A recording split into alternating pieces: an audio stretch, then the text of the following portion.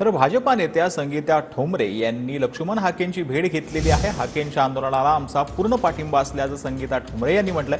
हा विषय सरकार लवकर मार्गी लावेल असं देखील यावेळेला संगीता ठोंबरे यांनी म्हटलं। सोबत संगीता ठोंबरे आहेत, भाजपच्या नेत्या आहेत। तुम्ही इथं आज भेट घेतली, संवाद साधलाय, तुम्ही भाषण पण केलं, काय चर्चा झाली? नाही, आत्ताच माझी या ठिकाणी लक्ष्मणदादा हाके यांच्याशी भेट झालेली आहे। गेल्या 6 दिवसापासून त्यांचं या ठिकाणी उपोषण चालू आहे।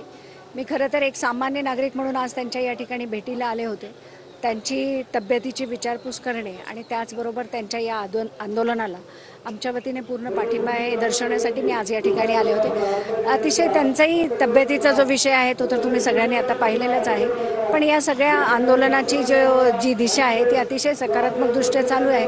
योग्य तो निर्णय याच्यावर लवकरात लवकर सरकारच्या वतीने सुद्धा घेतला जाईल असा मला पूर्ण विश्वास आहे। कॅमेरा पर्सन आप्पासाहेब मोहरकर सह मी महेंद्र कुमार मुधोळकर, TV9 मराठी, जालना।